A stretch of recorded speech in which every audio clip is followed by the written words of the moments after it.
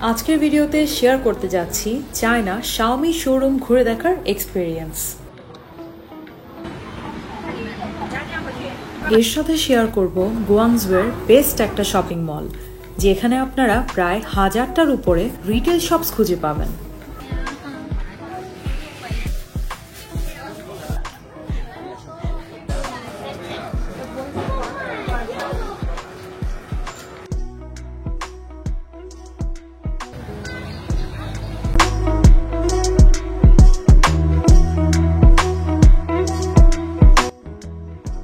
সকালে ঘুম থেকে উঠেই অনেক ডেজার্ট ক্রেভিং হচ্ছিল। চলে গেলাম হোটেলের পাশেই তিরামিসু নামক এই শপটায়, আর নিয়ে নিলাম একটা স্ট্রবেরি তিরামিসু জার। হাইজু স্কোয়ারে মেট্রোতে নামতেই এত সুন্দর একটা ওয়েদার পেয়েছি, আলহামদুলিল্লাহ অনেক সুন্দর বাতাস ছিল। বাই দ্য ওয়ে, আমরা কিন্তু আজকে ঘুরবো গুয়াংজুয়ের বেস্ট শপিং মল। এই যে দেখা যাচ্ছে দূরে বড় বিল্ডিংটা, ওয়ানলিং প্লাজা।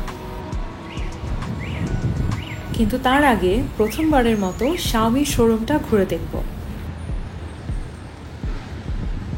দেশে শাওমির প্রোডাক্টস তো বেশ অ্যাভেলেবল, কিন্তু আমার আগে কখনো শাওমির শোরুম ঘুরে দেখা হয়নি। শোরুম ঘুরে দেখব বলে একটা এক্সাইটমেন্ট তো কাজ করছিলই, এর সাথে আরও বেশি এক্সাইটেড ছিলাম তাদের ইলেকট্রিক কারের ইনোভেশন দেখতে পেরেছিলাম বলে।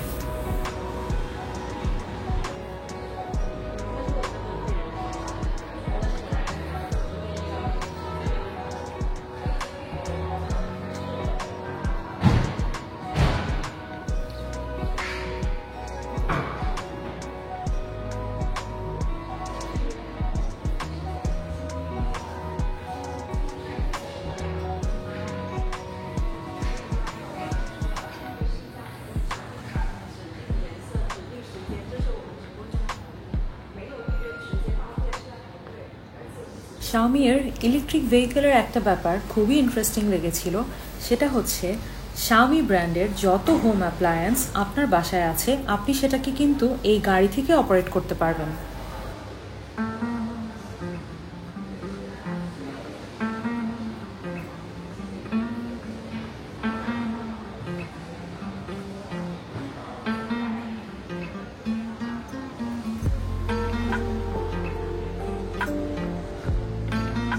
এছাড়াও স্টোরে দেখেছিলাম বেশ কিছু thermal flask, water kettle, trimmer, massager, বেশ কিছু kitchen appliance, home security items etcetera.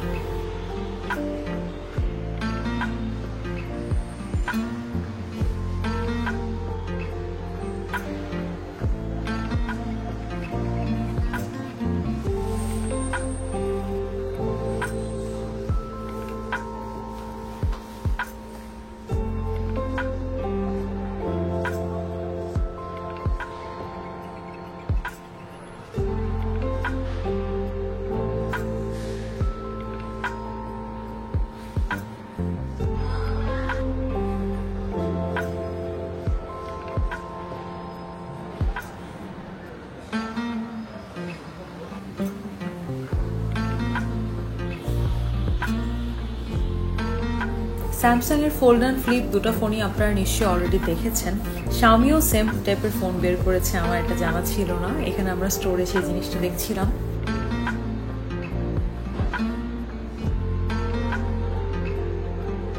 Mix fold 4 যেটা, সেটার প্রাইস ছিল আনুমানিক 1.5 লাখ টাকা বাংলা টাকায়।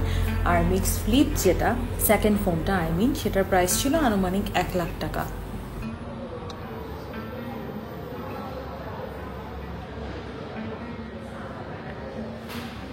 শাওমি থেকে বের হয়ে প্ল্যান ছিল মার্কেট যাব, কিন্তু মার্কেট গেলে অনেকক্ষণ সময় চলে যাবে, লাঞ্চ নিয়ে একটু সময় এলোমেলো হয়ে যাবে, তাই আমরা আগে চলে গেলাম KFC-তে ফর আওয়ার লাঞ্চ। আমার মিলটার প্রাইস অনুযায়ী কোয়ান্টিটি খুবই স্যাটিসফাইং ছিল, taste was also good, not bad. But look at what Shubho ordered. যেহেতু এখানে কেউ প্রপারলি ইংলিশ বলতে জানেন না এবং মেনুটাও খুব একটা ক্লিয়ার না, জাস্ট লেখা ছিল 2 পিস চিকেন অ্যান্ড এটার প্রাইস ছিল 14 ইউয়ান, যেটা হচ্ছে আনুমানিক 250 টাকা। তা আমরা অনুমান করেছিলাম বাংলাদেশে 250 টাকাতে তো কম বেশি মোটামুটি ভালো সাইজের দুটো চিকেন পাওয়া যায়, কাছাকাছি হয়তো ওইরকমই কিছু হবে। বাট লুক হোয়াট কেম।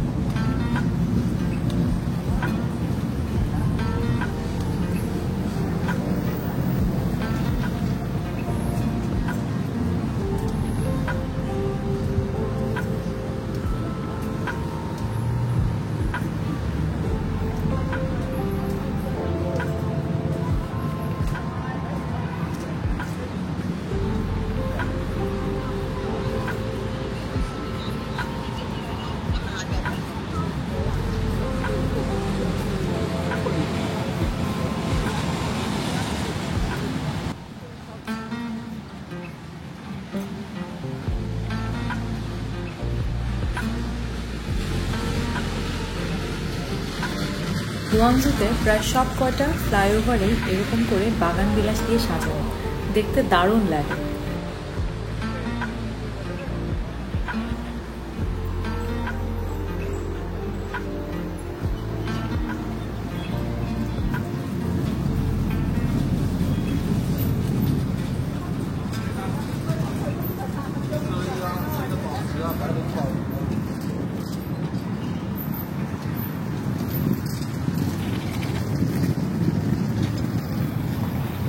চলে এসেছি মোস্ট অ্যাওয়েটেড ওয়ান্ডিং প্লাজাতে।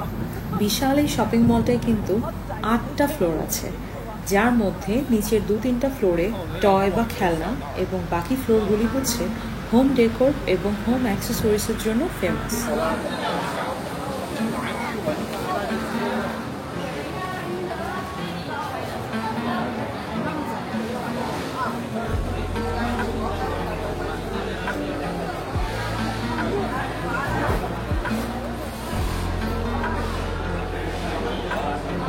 এই মার্কেট থেকে আপনারা হোলসেল এবং রিটেল দুভাবেই কিন্তু প্রোডাক্ট কিনতে পারবেন। আমার এই ভিডিওটা দেখে কিছুটা হলেও আপনারা আইডিয়া করতে পারবেন এই মার্কেটটায় কি কি ধরনের জিনিস আপনারা খুঁজে পাবেন।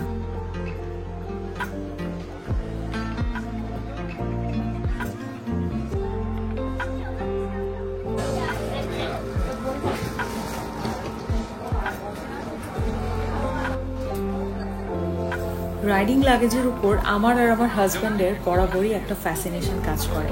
সো আমরা চায়নাতে বেশ কয়েকটা দোকানে রাইডিং লাগেজ দেখেছি, অ্যান্ড এখানের মডেলটার প্রাইস ছিল 2500 ইউয়ান, অর্থাৎ বাংলা টাকায় 45,000 টাকা। লাগেজ কিনি কি না কিনি, নতুন নতুন লাগেজের মডেল দেখতে, যাচাই করতে, প্রাইস শুনতে আমাদের বেশ মজাই লাগে। যেমন এই পিঙ্ক লাগেজটা আমার খুবই পছন্দ হয়েছিল, অ্যান্ড এটার প্রাইস ছিল 800 ইউয়ান, যেটা বাংলা টাকায় কনভার্ট করলে আনুমানিক 14,400 কি 500 টাকা।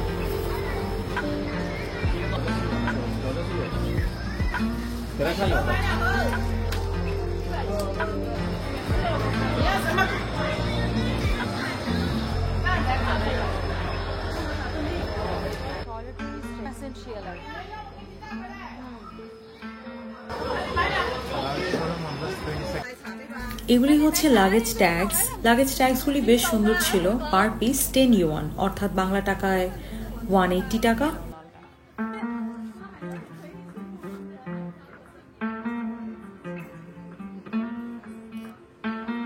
Now here comes my most favorite shop.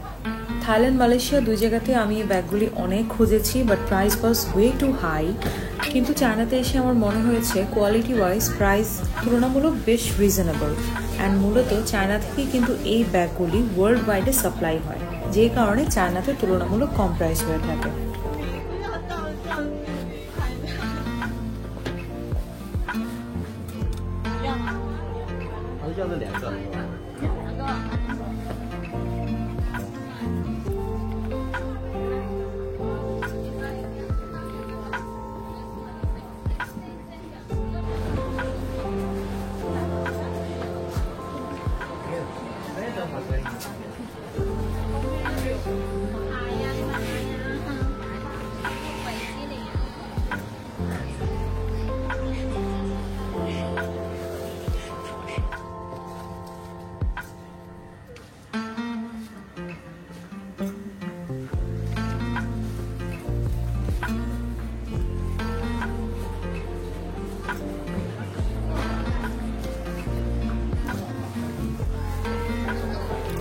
虽然要等好久，好久还在。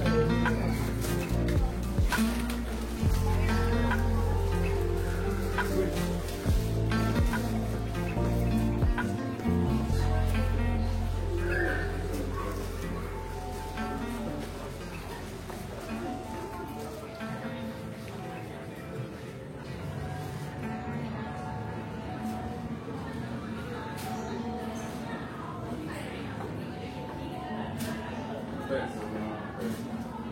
因为我这两个项目就是，这个不说了，就是一个烧钱。那我其实刚刚那个项目写的名字叫CO20左右，就我们要干到20左右，干到现在。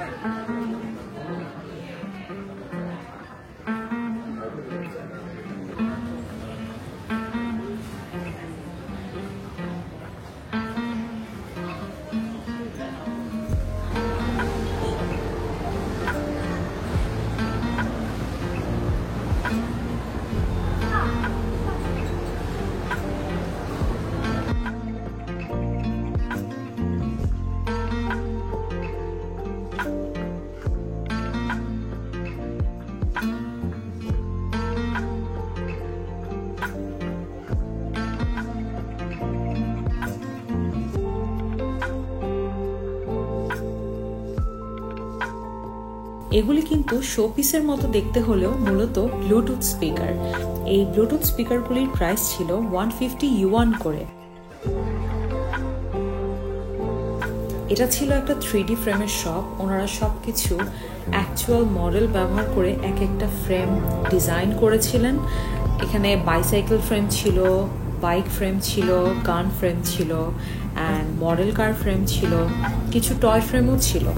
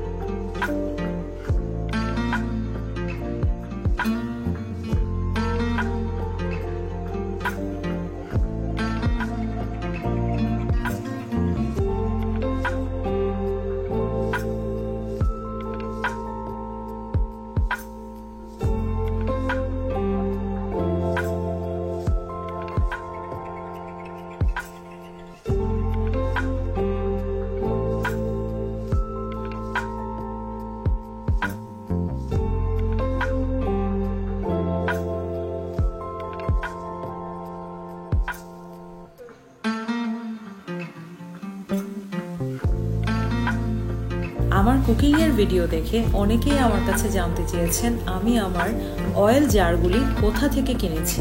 আমি কিন্তু দেশে এটা কোথাও খুঁজে পাইনি। আমি গোয়াংজুর এই শপটি থেকেই আমার অয়েল জারগুলি কিনেছিলাম। এয়ারক্রাফটসের মডেলগুলি আমার হাজব্যান্ড অলওয়েজ চায়না থেকে প্রি অর্ডারে আনিয়েছিল, কিন্তু এখানে এসে বিশাল বড় একটা দোকান দেখতে পেলাম যেটা কমপ্লিটলি এয়ারক্রাফটসের মডেলে ভরা।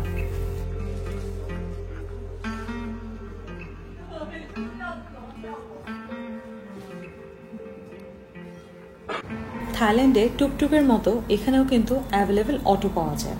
ওয়ান্ডিং প্লাজা থেকে আমাদের হোটেল পর্যন্ত আনুমানিক দূরত্ব ছিল অনলি 7 কিলোমিটার, কিন্তু এই দূরত্বে ওনারা ভাড়া চাচ্ছিলেন 30 ইউয়ান, যেটা কিনা প্রায় 500 to 600 বাংলা টাকা। তাই আমরা চিন্তা করলাম কিছু দূর হেঁটে বাসেই যাওয়া যাক।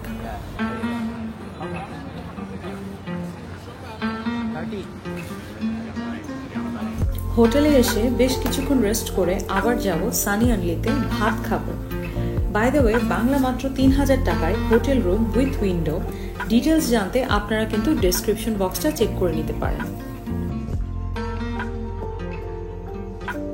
বাংলা খাবারের এই হোটেলটায় আমাদের কাছে কিন্তু প্যাকেজটাই বেস্ট মনে হয়েছিল, তাই আমরা আবারও সেম প্যাকেজটাই অর্ডার করেছিলাম।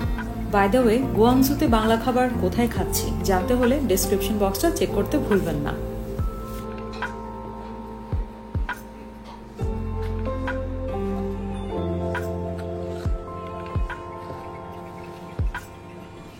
And after dinner, how can I miss having McFlurry? তাও আবার সেটা স্ট্রবেরি ফ্লেভার।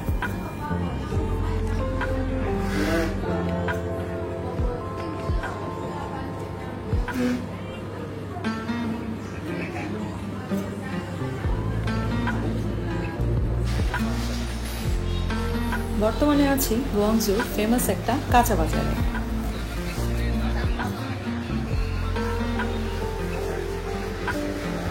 কত জাতের যে কিসমিস এখানে!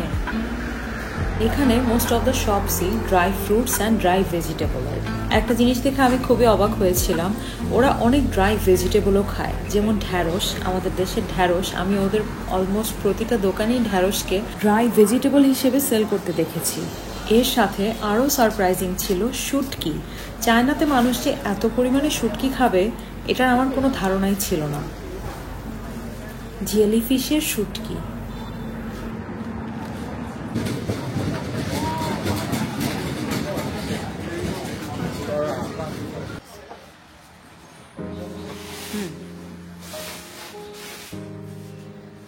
কাঁচা বাজারের সাথেই বড় একটা টয় শপও ছিল, যেখান থেকে আমার হাজব্যান্ড 4টা মডেল কার কিনেছিল তার কালেকশনের জন্য।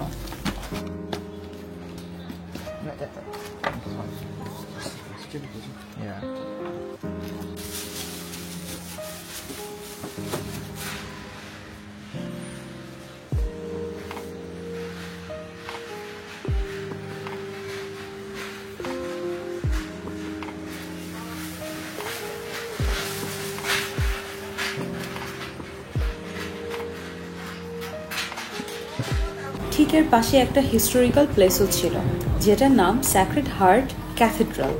ওয়ার্ল্ডে শুধু 4টা সম্পূর্ণ পাথরের তৈরি গথিক ক্যাথেড্রাল আছে, তার মধ্যে এটা একটা। নেপোলিয়নদের দ্বারা তৈরি এই ক্যাথেড্রালটা নির্মাণ হয়েছিল 1888 সালে।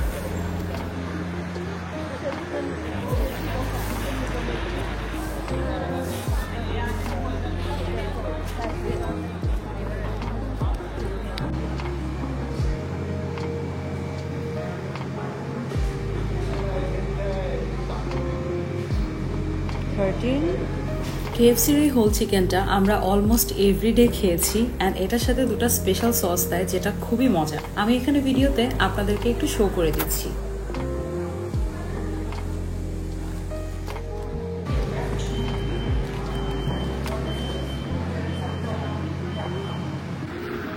চায়নাতে সব জায়গায় রাস্তার ধারের পার্কিংয়ে এই টাইপ সাইকেলগুলি দেখতে পাওয়া যায়। এই সাইকেল সুবিধাগুলো মূলত চায়না গভর্নমেন্ট তাদের নাগরিকদের জন্য রেখেছেন। সাইকেলের সাথে মূলত কিউআর কোড থাকে, উইচ্যাটের মাধ্যমে পে করে স্ক্যান করলেই সাইকেলের লক খুলে যাবে এবং আপনি ততদূর সাইকেলটা চালাতে পারবেন যতদূরের জন্য আপনি পে করবেন। ব্যাপারটা খুবই ইন্টারেস্টিং না? আমি গুগলে সার্চ করে জানতে পারলাম নাগরিকের বাইরেও ফরেনাররাও এই সাইকেল সুবিধাগুলি নিতে পারবেন, কিন্তু সেক্ষেত্রে তাদেরকে চায়নার কোনো একটা ব্যাংকে অ্যাকাউন্ট থাকতে হবে।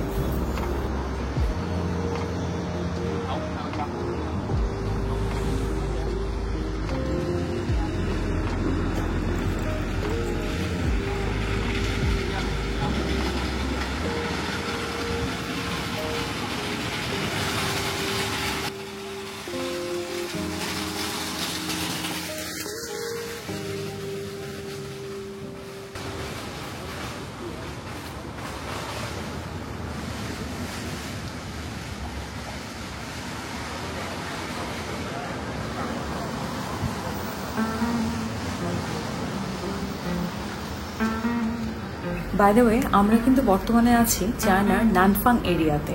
এই নানফাং এরিয়ার রাতের পরিবেশটা খুবই ভালো লাগার মতো। নানফাং এরিয়া নিয়েও আমার চ্যানেলে একটা ভিডিও আছে, আপনারা চাইলে ডেসক্রিপশন বক্স থেকে ভিডিওটা দেখে নিতে পারেন।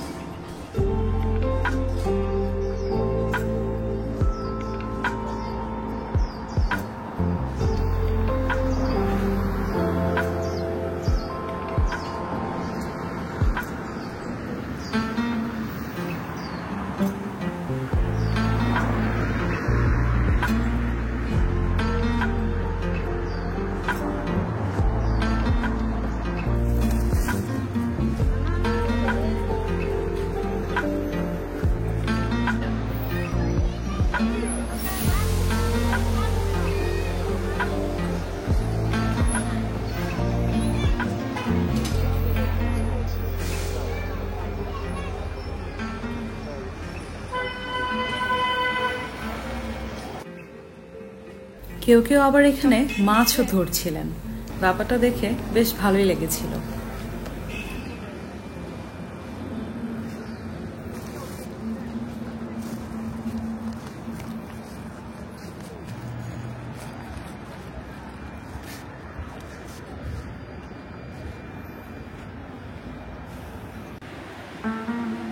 মার্কেটে এসে যাওয়ার আগ মুহূর্তে দুটো লাগেজ কিনে নিয়েছিলাম এবং বসে এক কাপ কফি চিল করে লাস্ট বারের মতো চায়নাতে উপভোগ করছিলাম।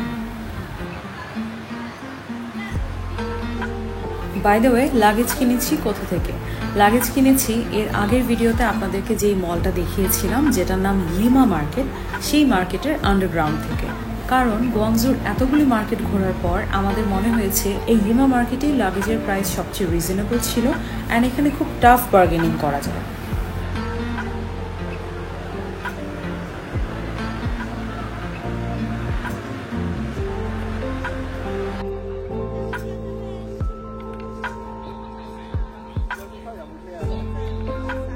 হোটেলে গিয়ে কিছুটা রেস্ট করে লাগেজ রেখে অ্যান্ড মোটামুটি সব কিছু গোছগাছ করে আমরা লাস্ট বারের মতো ঘুরতে গিয়েছিলাম কোথায়?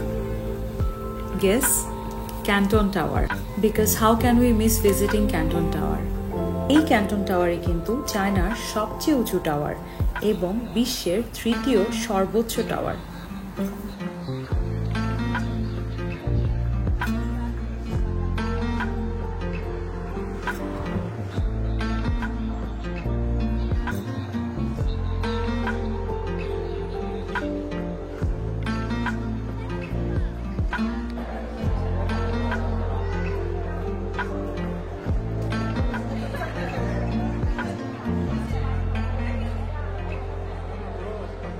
মিস্টার বিনের ডামিকে দেখার জন্য উৎসুক জনতা।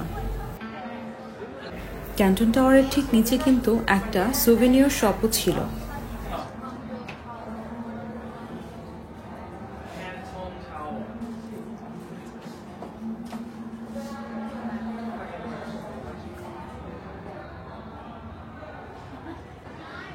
ক্যান্টন টাওয়ার ভিজিটের সাথে কিন্তু আপনারা পার্ল রিভার ক্রুজটাও প্যাকেজের মাধ্যমে নিয়ে নিতে পারেন। সেক্ষেত্রে প্রাইস কিছুটা কম পড়বে। এখানে প্রাইজের একটা ক্লিপ আপনাদের সাথে শেয়ার করলাম। ক্যান্টন টাওয়ারে টিকিট ক্রয়ের শেষ সময় হচ্ছে রাতে 10টা বাজে অ্যান্ড আমরা এখানে পৌঁছেছি রাতে 9:45-এ। এত কম সময়ে কেমনেই বা কী দেখব, তাই আজকের জন্য আর ক্যান্টন টাওয়ার দেখা হচ্ছে না। ইনশাল্লাহ ভবিষ্যতে কখনো আবার চায়না আসলে তখন দেখব।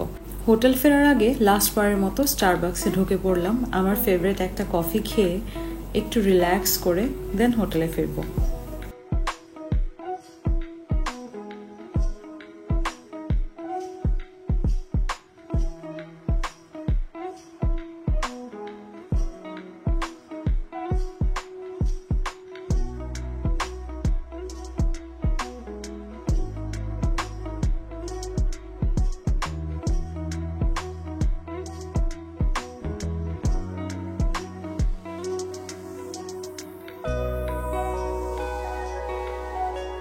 আমরা আজকে ট্রাই করব টফি নাট লাটে।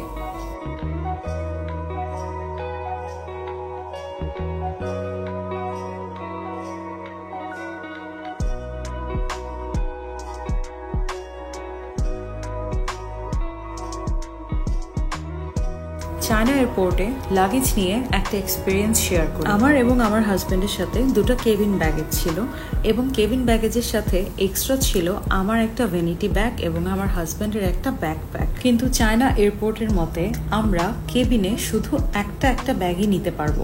সেক্ষেত্রে আমি এক্সট্রা কোনো ভ্যানিটি ব্যাগও নিতে পারবো না, আমার হাজব্যান্ড এক্সট্রা কোনো ব্যাকপ্যাকও নিতে পারবে না। তাই ওনারা চাচ্ছিলেন আমাদের কেবিন ব্যাগেজগুলিকে চেক ইন ব্যাগেজ হিসেবে দিয়ে দিতে অ্যান্ড আমাদেরকে বলেছিল that we need to pay for it, যেটা আমাদের জন্য খুবই শকিং ছিল কারণ আমরা সকল প্রকার রুলস ফলো করেই ব্যাগেজ প্যাক করেছিলাম।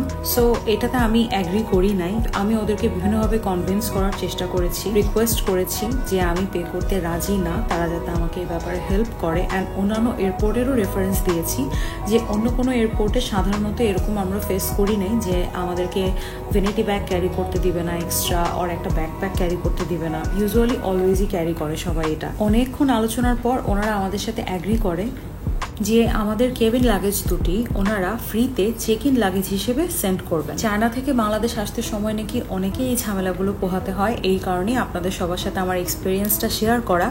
আপনারা এই হ্যাসেল থেকে ফ্রি থাকতে হলে অবশ্যই কেবিনে 2টা ব্যাগের বেশি আনবেন না।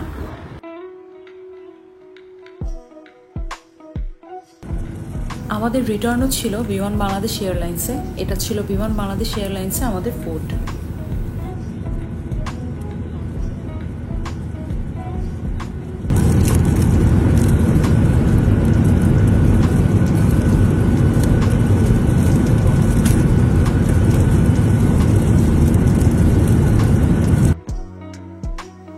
If you like my travel-related informative contents, don't forget to like, share, and hit the subscribe button.